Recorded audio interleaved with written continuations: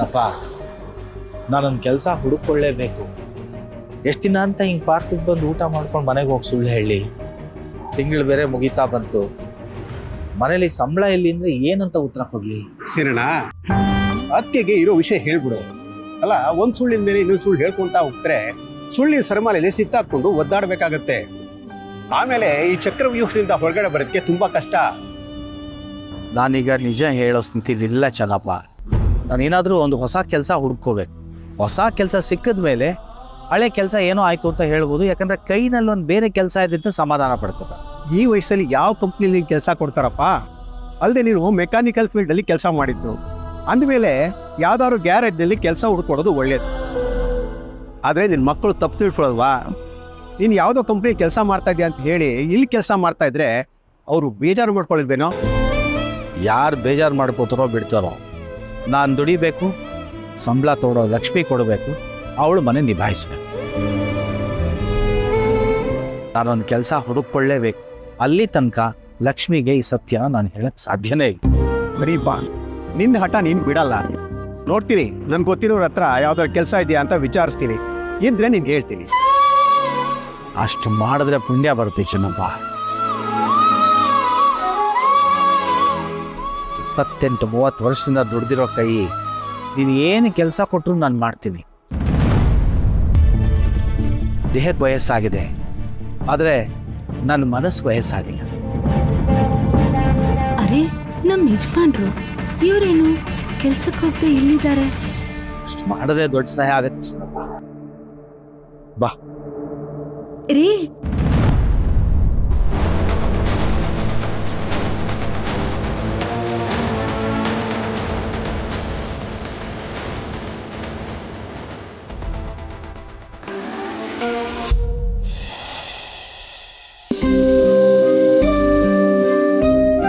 ಅಣ್ಣ, ಏನ್ ಯೋಚನೆ ಮಾಡಿದ್ರಿ? ಇದು ನನ್ನ ಯೋಚನೆ ಅನ್ನೋದಕ್ಕಿಂತ ನನ್ನ ಮಗನ ಯೋಚನೆ ಅಂತ ಹೇಳಿದ್ರೆ ಚೆನ್ನಾಗಿರುತ್ತೆ. ನಿನ್ನೆ ನೀವು ಬಂದು ಹೋದ್ಮೇಲೆ ಸ್ಮಾರ್ಟ್ ಸಿಟಿ ಬಗ್ಗೆ ನನ್ನ ಮಗ ಸಾಕಷ್ಟು ಇನ್ಫಾರ್ಮೇಶನ್ ಕೊಟ್ಟ. ಇದರಿಂದ ಖಾಲಿ ಬಿದ್ದಿರೋ ಭೂಮಿ ಉಪಯೋಗಕ್ಕೆ ಬರುತ್ತೆ, ಸಾಕಷ್ಟು ಜನಕ್ಕೆ ಕೆಲಸ ಸಿಗುತ್ತೆ ಅಂತ. ನೋಡಿ, ಸ್ಮಾರ್ಟ್ ಸಿಟಿ ಮಾಡೋದ್ರಿಂದ ನಮ್ಮ ಊರಿನ ಜನಕ್ಕೆ, ಮಕ್ಕಳಿಗೆ ಒಳ್ಳೇದಾಗುತ್ತೆ ಅನ್ನೋದಾದ್ರೆ ನಾನು ಈ ಜಮೀನು ಅವ್ರಿಗೆ ಕೊಡ್ತೀನಿ. ಆಯ್ತಣ್ಣ, ನೀವು ಕೊಡೋಕೆ ಒಪ್ಕೊಂಡ್ರಲ್ಲ ಅಷ್ಟಕ್ಕಣ. ಈಗಲೇ ಅವ್ರಿಗೆ ಫೋನ್ ಮಾಡಿ ಹೇಳ್ತೀನಿ. ಬನ್ನಿ.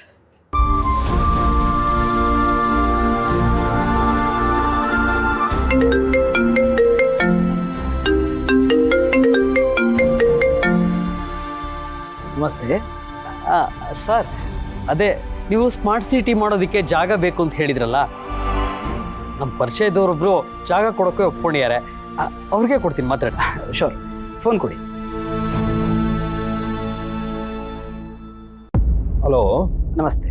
ನಮಸ್ತೆ. ನನ್ನ ಹೆಸರು ನರಸಿಂಹ ಅಂತ. ನನ್ನ ಹೆಸರು ಜಯಂತ್ ಅಂತ. ಜಯಂತ್ ಗ್ರೂಪ್ ಆಫ್ ಕಂಪನೀಸ್ನ ಮಾಲೀಕ ನಾನು. ಆ್ಯಕ್ಚುಲಿ ನೋಡಿ, ನೀವೇನಾದರೂ ಹೇಳೋದಕ್ಕೆ ಮುಂಚೆ ಬಂದು ಜಮೀನು ನೋಡಿ, ಆಮೇಲೆ ಉಳಿದ ವ್ಯವಹಾರ ಮಾತಾಡೋಣ. ಸರಿ ಸರ್. ಆದರೆ ನಿಮ್ಮ ಎಕ್ಸ್ಪೆಕ್ಟೇಷನ್ಸ್ ಏನಿತ್ತು ಅಂತ ಹೇಳಿದ್ರೆ ನಾನು ಅದಕ್ಕೆ ಪ್ರಿಪೇರ್ ಆಗಿ ಬರ್ಬೋದು. ನೋಡಿ, ನಮಗೆ 3 ತಲೆಮಾರು ಕೂತಿದ್ರು ಕರಗದೇ ಇರೋಷ್ಟು ಆಸ್ತಿನ ಭಗವಂತ ಕೊಟ್ಟಿದ್ದಾನೆ. ನನ್ನ ಮನಸ್ಸಲ್ಲಿ ಬೇರೆನೇ ಉದ್ದೇಶ ಇದೆ. ನಾವು ನೇರವಾಗಿ ಬಂದರೆ ಮಾತಾಡ್ಬೋದು. ಅದಕ್ಕೆ ನೀವು ಮೊದಲು ಬಂದು ಜಮೀನು ನೋಡಿ, ನಿಮ್ಗೆ ಇಷ್ಟ ಆದರೆ ಆಮೇಲೆ ಮಾತಾಡೋಣ. ನಿಮ್ಮ ಮಾತು ಕೇಳಿ ತುಂಬ ಖುಷಿ ಆಗ್ತಾ ಇದೆ ಸರ್. ನೀವು ಹೀಗೆ ಸಹಕಾರ ಕೊಟ್ಟರೆ ನಿಮ್ಮೆಲ್ಲ ಎಕ್ಸ್ಪೆಕ್ಟೇಷನ್ಸ್ನು ಫುಲ್ಫಿಲ್ ಮಾಡ್ತೀನಿ ಅನ್ನೋ ಕಾನ್ಫಿಡೆನ್ಸ್ ನನಗಿದೆ. ನಾಳೆನೇ ಬಂದು ಜಮೀನು ನೋಡ್ಬೋದಾ ಸರ್? ಆಯಿತು, ನಾಳೆ ಬನ್ನಿ, ಮುಖತಃ ಮಾತಾಡೋಣ. Right sir, thank you. Phone ಕೊಡ್ತೀನಿ, ತೊಳಪ್ಪ. ಸರ್, ಈಗ ಜಾಗದ ವಿಡಿಯೋನ ನಿಮ್ಗೆ ಸೆಂಡ್ ಮಾಡ್ತೀನಿ, ನೋಡಿ ಸರ್. Okay, thank you.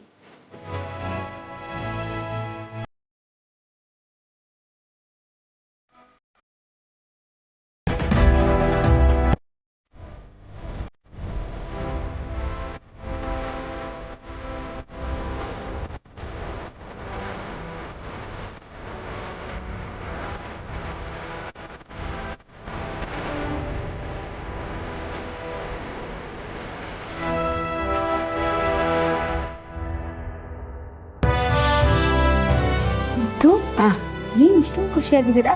ಇಷ್ಟೊಂದು ಖುಷಿನಾ? ಚಿಮ್ಮರಿ ಚಿಮ್ಮರಿ ಚಿಮ್ಮರಿ. ಅಯ್ಯೋ ಏನಾಯ್ತು ರೀ? ನನ್ನ ಡ್ರೀಮ್ ಪ್ರಾಜೆಕ್ಟ್ ಸ್ಟಾರ್ಟ್ ಮಾಡೋಕ್ಕೆ ಬೇಕಾಗಿದ್ದ ಲ್ಯಾಂಡು ಸಿಗೋ ಹಾಗಿದೆ. ಹೌದಾ? ಸತ್ಯ ಎಲ್ಲ ಒಳ್ಳೇದಾಗ್ತಿದೆಯಲ್ಲ, ದೇವರ ದಯೆ.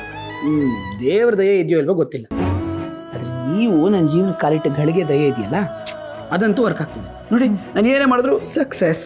ಅದೆಲ್ಲ ಏನಿಲ್ಲ, ಇದು ದೇವರ ದಯೆನೆ. ಹೌದು, ಈ ಜಾಗನ ನೋಡೋದಕ್ಕೆ ಯಾವತ್ತು ಹೋಗ್ತಿದ್ದೀರಾ? ನಾಳೆನೇ ಹೋಗ್ತೇವೆ. ಸರಿ ಸರಿ. ನೋಡಿ ನೋಡಿ ಫಸ್ಟ್ ಇಂದ ನೋಡಿ. ಹಾ ಚೆನ್ನಾಗಿದೆ ಅಲ್ಲ? ಹಾ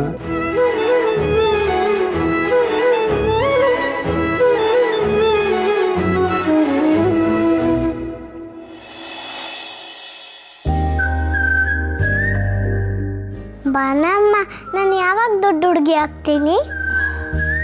ಯಾಕೆ ಪುಟ ಹಿಂಗೆ ಕೇಳ್ತಾ ಇದೆಯಾ? ಯಾಕೆಂದ್ರೆ ನಾನು ನಿಮ್ಮ ಥರ ತಾಯ್ತ ಹಾಕ್ಕೋಬೇಕು, ಅದಕ್ಕೆ. ಆ ಶಾಸ್ತ್ರಿಗಳು ಯಾಕೆ ತಾಯ್ತ ಕೊಟ್ಟಿದ್ದಾರೆ? ಅದು ಪುಟ ಅದನ್ನು ಹಾಕ್ಕೊಂಡ್ರೆ ನಮಗೆ ಒಳ್ಳೇದಾಗುತ್ತೆ ಅಂತ. ನನಗೂ ಒಳ್ಳೇದಾಗಬೇಕಂದ್ರೆ ನನಗೂ ತಾಯ್ತ ಕೊಡಿಸಿ ಬಾನಮ್ಮ, ಪ್ಲೀಸ್ ಬಾನಮ್ಮ. ಅಯ್ಯೋ ದೇವ್ರೆ, ಏನು ಮಾಡಲಿ ನಾನು? ಖುಷಿ ಈ ಥರ ಪ್ರಶ್ನೆ ಕೇಳ್ತಿದ್ದಾಳಲ್ಲ. ಖುಷಿ, ನಾನು ಅವತ್ತೇ ಹೇಳಿದ್ನಲ್ಲ, ನೀನು ಸ್ವಲ್ಪ ದೊಡ್ಡವಳಾದ್ಮೇಲೆ ನಾನೇ ನಿನಗೆ ಕೊಡಿಸ್ತೀನಿ ಅಂತ. ಈಗ ಹಠ ಮಾಡಬಾರ್ದು. ಖುಷಿ, ನೀನು ನನ್ನ ಜಾಣ ಮರಿ ಅಲ್ವಾ? ಹಾಂ,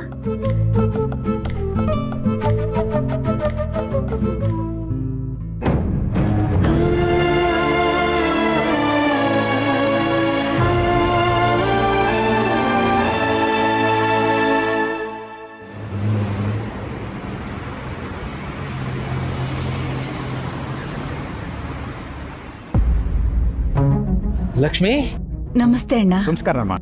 ರೀ, ಆಫೀಸ್ಗೆ ಹೋಗ್ತೀನಿ ಅಂತ ಇಲ್ಲೇ ನಿಂತ್ಕೊಂಡಿದ್ದೀರಾ? ಆಫೀಸಿಂದ ಇಲ್ಲಿ ಯಾವ್ದೋ ಒಂದು ಗಾಡಿ ನೋಡ್ಕೊಂಡ್ ಬನ್ನಿ ಅಂತ ಅಂದ್ರು, ಅದಕ್ಕೆ ಬಂದಿದ್ದೆ. ಓ ಹೌದಾ ಅಣ್ಣ, ಚೆನ್ನಾಗಿದ್ದೀರಾ? ಏನು ಮನೆ ಕಡೆ ಬರಲೇ ಇಲ್ಲ? ಅಲ್ಲಮ್ಮ, ಬರ್ಬೇಕು ಅನ್ಕೋತೀನಿ, ಆದ್ರೆ ಸೀನಣ್ಣ ಇಲ್ಲೇ ಸಿಕ್ಬಿಡ್ತಾನೆ, ಹಾಗೆ ಮಾತಾಡ್ಕೊಂಡು ಹೊರಟೋಗ್ತೀವಿ.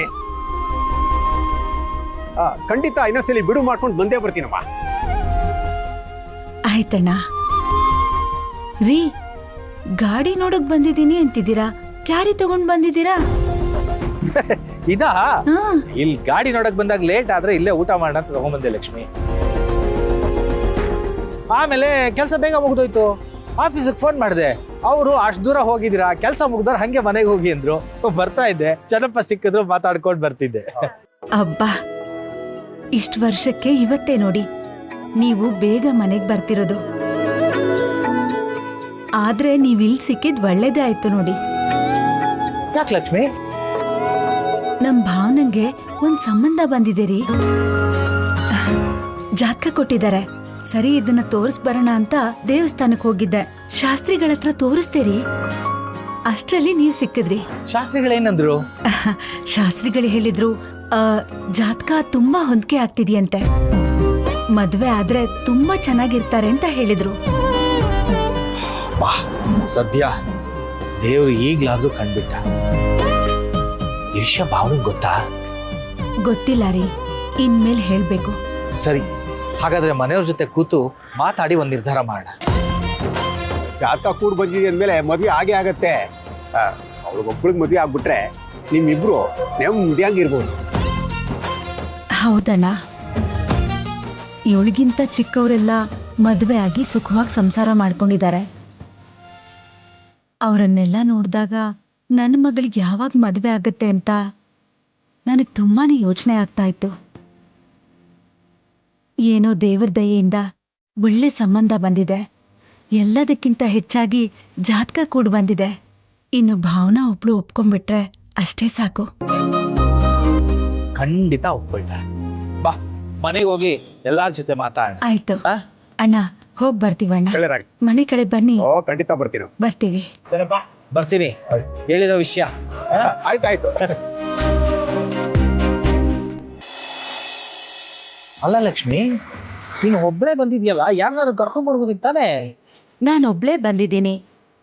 ಹೀಗೆ ನೀ ದಾರಿಲಿ ಸಿಕ್ಕಿದ್ರಲ್ಲ, ನೀವೇ ಜೊತೆಯಾಗ್ಬಿಟ್ರಿ. ನಾವೀಗ ಬರ್ತಾ ಇದ್ರೆ ನನಗೆ ಮದುವೆ ಆದ ದಿನಗಳು ನೆನಪಾಗ್ತಾ ಇದ್ದಾವೆ.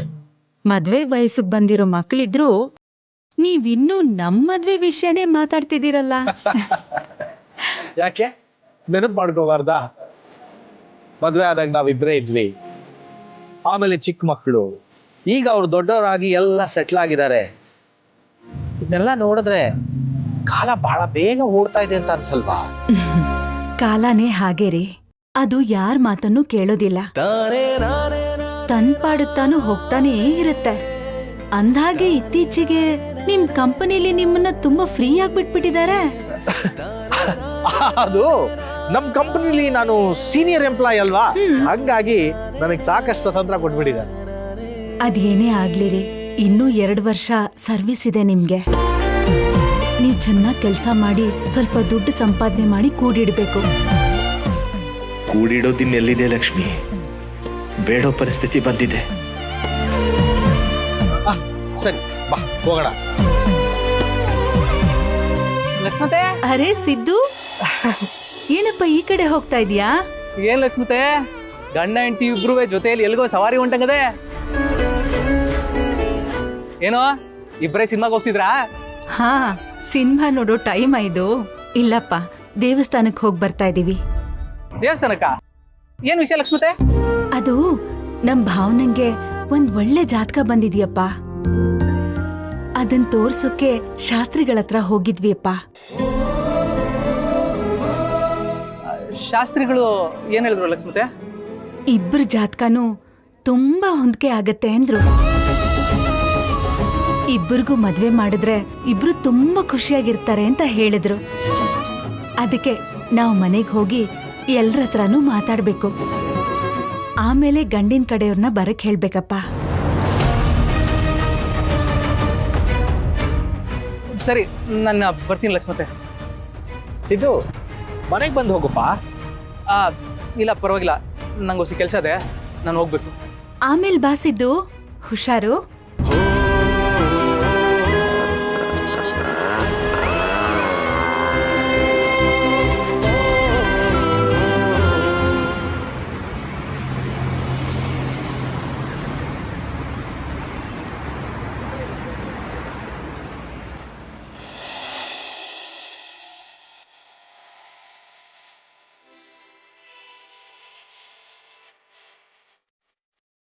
ಅಯ್ಯೋ, ಈಗೇನ್ ಮಾಡ್ನೆ?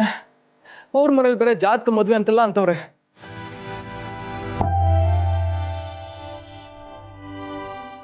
ಖಂಡಿತ ನಿಜ ಹೇಳ್ಕೊಬಿಡ್ನೆ.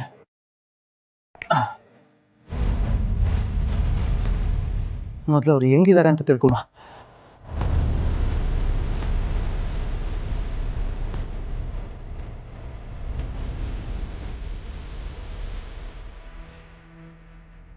ಹಾಗೌಡ್ರೆ, ಮೇಡಮ್ ಹೆಂಗಿದ್ದೀರಿ? ಮೊನ್ನೆ ನೀವು ಹತ್ತಿದ್ ನೋಡಿ ನಂಗೆ ಬೇಜಾರಾಗೋಯ್ತು ಮೇಡಮ್. ಏನ್ ಮಾತಾಡ್ಬೇಕು, ಏನ್ ಮಾಡ್ಬೇಕು ಒಂದು ತೋಚನೆ ಇಲ್ಲ. ಅವ್ನು ಯಾವನೋ ಮಾಡಿದ ಕೆಲ್ಸಕ್ಕೆ ನೀವ್ಯಾಕೆ ಬೇಜಾರಾಗ್ತೀರಾ ಗೌಡ್ರೆ? ಹೋಗ್ಲಿ ಬಿಡಿ. ಮೇಡಮ್, ಆ ಥರ ಮಾಡಿದವ್ರು ಯಾರು ಅಂತೇನಾರ ಗೊತ್ತಾಯ್ತಾ? ನನಗೆ ಹೇಗೆ ಗೊತ್ತಾಗುತ್ತೆ ಗೌಡ್ರೆ? ಸಾವಿರಾರು ಜನ ಉತ್ಸವಕ್ಕೆ ಅಂತ ಬಂದಿದ್ರು. ಇಂಥವನೇ ಅಂತ ನಾನು ಹೇಗೆ ಕಂಡುಹಿಡೀಲಿ? ಕತ್ಲಲ್ಲಿ ಬಂದು ತಾಳಿ ಕಟ್ ಹೋದ್ನಲ್ಲ, ಅವನ್ನ ಯಾರು ಅಂತ ಹೇಗೆ ಕಂಡುಹಿಡೀಲಿ? ಹ್ಞೂ, ಅದು ನಿಜವೇ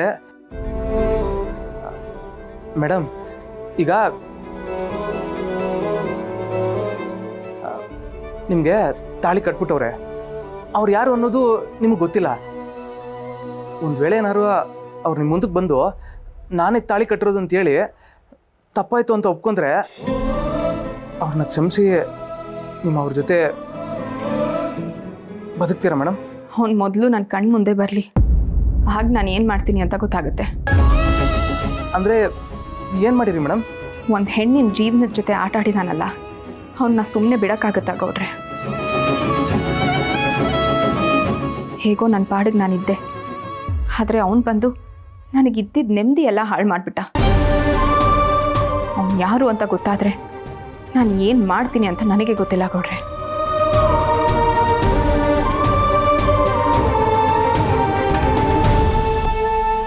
ಅಯ್ಯೋ, ಮನೇಲಿ ಬೇರೆ ಆ ಹೆಣ್ಣು ತಗೊಬಂದು ಕಟ್ಟೋ ಕಾಯ್ತಾವ್ರೆ.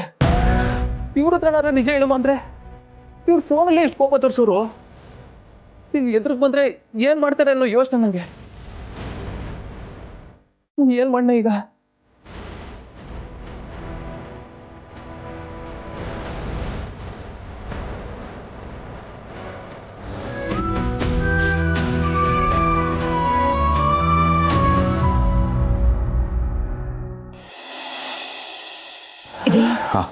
ಕೊಡಿ ರೀ, ಇವತ್ತು ಸಂಬಳದ ದಿನ ಅಲ್ವಾ?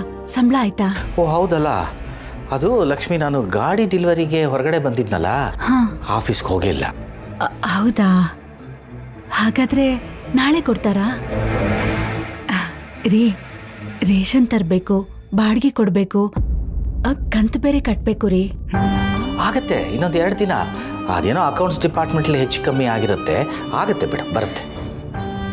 2 ದಿನ ತಾನೆ? ಸರಿ, ನಾನು ಓನರ್ಗೆ ಫೋನ್ ಮಾಡಿ ಹೇಳ್ತೀನಿ. ಬಂದ ತಕ್ಷಣ ಬಾಡಿಗೆ ಕೊಟ್ಬಿಡೋಣ. ನಾನು ಹೋಗಿ ನಿಮ್ಗೇನಾದ್ರೂ ತಿಂಡಿ ರೆಡಿ ಮಾಡ್ತೀನಿ. ಸರಿ ಲಕ್ಷ್ಮಿ.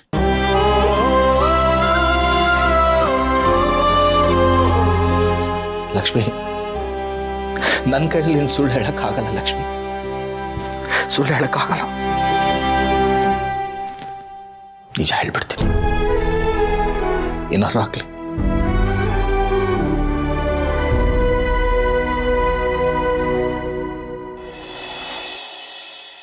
ಚಿನ್ನು ಮರಿ, ನಾನು ಜಾಗ ನೋಡೋಕೆ ಹೋಗಿ ಬರ್ತೀನಿ. ಏನಾಯ್ತು? ಯಾಕೆ ಬೇಜಾರು ಮಾಡ್ಕೊಂಡಿದ್ದೀರಿ?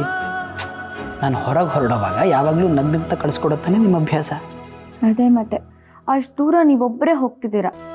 ಡ್ರೈವರ್ನಾದರೂ ಕರ್ಕೊಂಡು ಹೋಗ್ಬೋದಾಗಿತ್ತು. ಅಷ್ಟು ದೂರ ನೀವೊಬ್ಬರೇ ಡ್ರೈವ್ ಮಾಡಿದ್ರೆ ಸುಸ್ತಾಗಲ್ವಾ? ಈ ನಿಮ್ಮ ನಗು ಅನ್ನೋ ಟಾನಿಕ್ಕು ನನ್ನ ದೇಹದಲ್ಲಿರೋವರೆಗೂ ಯಾವ ಸುಸ್ತು ಆಗಲ್ಲ. ಅಯ್ಯೋ ಸುಮ್ಮನೆ ರೀ, ನನ್ನ ಸಮಾಧಾನಕ್ಕೆ ಏನೇನೋ ಹೇಳಬೇಡಿ ನೀವು.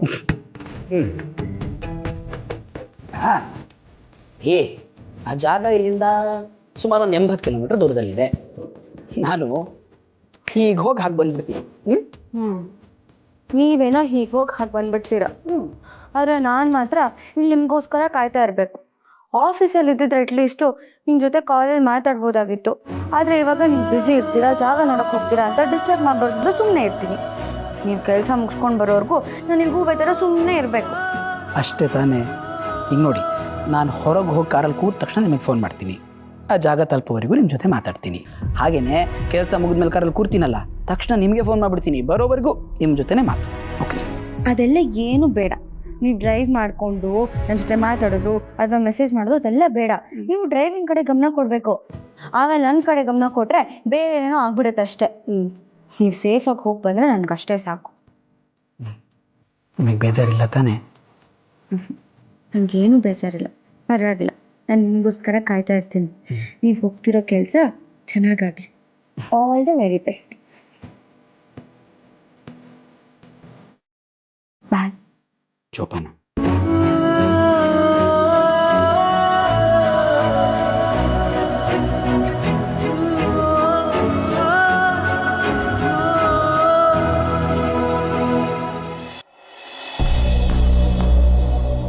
ಟೈಮ್ ಆಯಿತು, ಇನ್ನು ಬರಲೇ ಇಲ್ಲ. ಬರ್ತಾರಣ್ಣ, ಬರ್ತೀನಿ ಅಂತ ಹೇಳ್ಯಾರೆ, ಬಂದೇ ಬರ್ತಾರೆ. ಎಲ್ಲ ವಿಷಯ ಕರೆಕ್ಟಾಗಿ ಹೇಳಿದಾರೆ ತಾನೆ?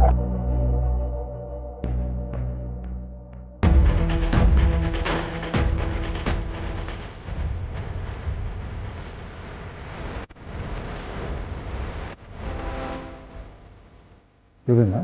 ಇವರೇ ಅಣ್ಣ.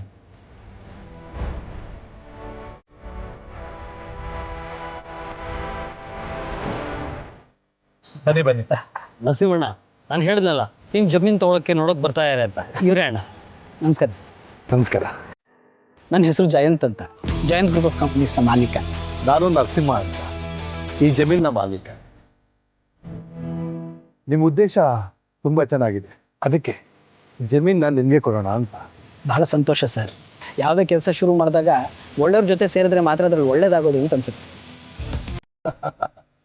ನೀವು ಬಹಳ ಚೆನ್ನಾಗಿ ಮಾತಾಡ್ತೀರಾ.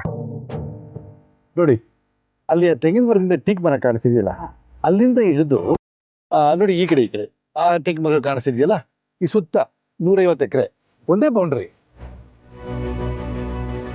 Sir if you don't mind ನಾನು ಒಂದ್ಸಲಿ ಹೋಗಿ ನೋಡ್ಕೊಂಡು ಬಂದ್ಬಿಡ್ಲಾ? ಬರೀ ನಾನು ಬರ್ತೀನಿ. ಯಾಕೆ ತೊಂದರೆ ಸರ್, ನಾನು ಹೋಗಿ ಬರ್ತೀನಿ. ಆಯ್ತು, ಕರ್ಕೊಂಡು ತೋರ್ಸಪ್ಪ. ಆಯ್ತು ಬನ್ನಿ ಸರ್. ಜೋಪಾನ. ಆಗಲಿ.